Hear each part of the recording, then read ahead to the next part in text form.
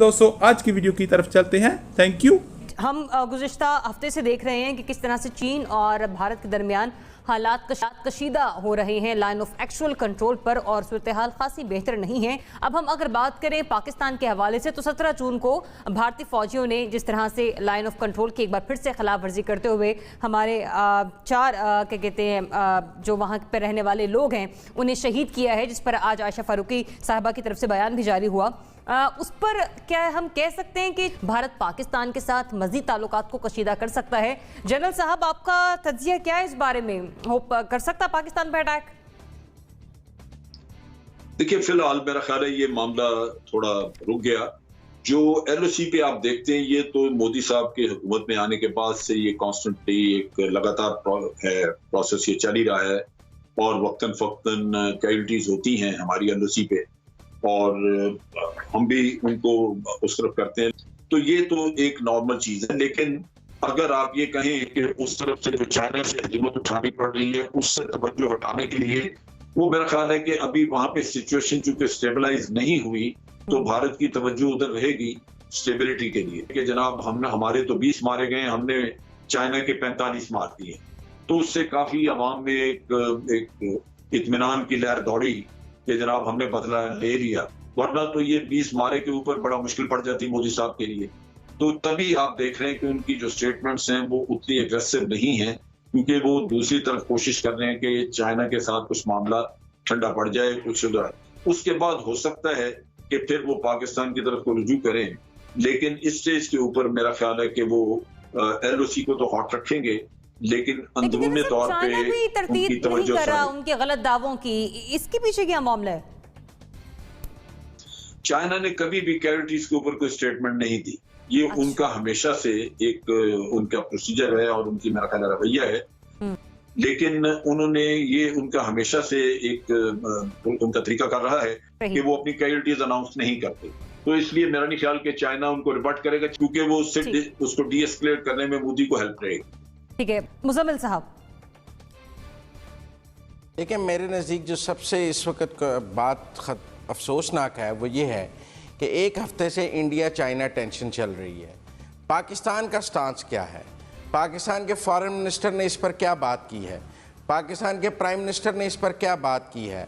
हम जब इंडिया हमें कुछ कहता है तो हम फ़ौरन चाइना के पास जाते हैं, आर्टिकल 360 उसने अबॉर्ड किया, कुछ किया, चाइना हमारे हक में बयान जारी करता है, यूनाइटेड नेशंस में हमें सपोर्ट करता है, हम पहले फ़ौरन चीन की तरफ देखते हैं। हम कहाँ खड़े हैं? इस हुकूमत में 8 दिन में इतनी ज़रूरत नहीं है कि चीन के साथ खड़ी हो जाए, कह के जी भारत वहाँ पर जारहाना है, भारत की गलती है और चीन ठीक कर रहा है, भारत ने मुआहदों की खिलाफ वर्जी की है, चीन अपने इलाके में खड़ा है, भारत दारंदाजी कर रहा है। हम इस तरह सुमुन बुकमुन बैठे हैं और ये गुफ्तगू हमने शुरू कर दी है, कहीं हम पर तो हमला नहीं हो जाएगा, कहीं हमें तो मारनी पड़ जाएगी।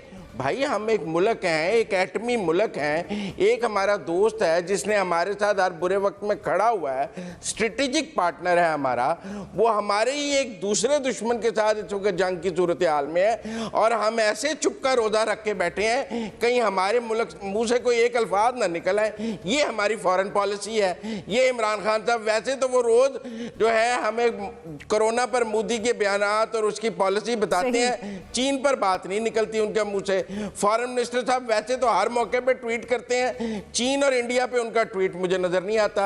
आज फॉरेन ऑफिस की ब्रीफिंग भी इस पर मुकम्मल खामोश थी। हमारे सिविलियन मरे, उधर जो चाइना इंडिया है इस पर वाज़ेह स्टांस पाकिस्तान को लेना चाहिए।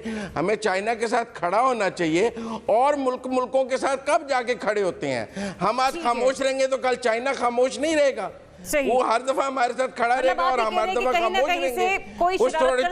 थोड़ी सी मेरा मतलब है इस हुकूमत से भी बात करनी चाहिए कि अपनी फॉरेन पॉलिसी पे नजरसानी करे। बाकी मेहमानों की तरफ आने से पहले मैं कहूंगी कि विद इन 50 सेकंड्स मुझे अपना काइंडली आंसर कीजिएगा। रज़ा रूमी साहब, यही सवाल आपसे, ताल्लुकात पाकिस्तान के साथ कशीदा कर सकता है भारत? जी देखिए, वो तो ऑलरेडी कशीदा कर चुका है, और यकीनन LOC के ऊपर भी आपने टेंशन देखी, जो बयानात भी आए हैं मुख्तलिफ, वो सभी इस चीज़ की निशानदेही करते हैं कि मोदी के लिए, प्राइम मिनिस्टर मोदी के लिए पाकिस्तान के साथ मुस्तकिल हॉस्टिलिटी और टेंशन को रखना उनके डोमेस्टिक पॉलिटिकल एजेंडे के लिए अहम भी है, और जरूरी भी है।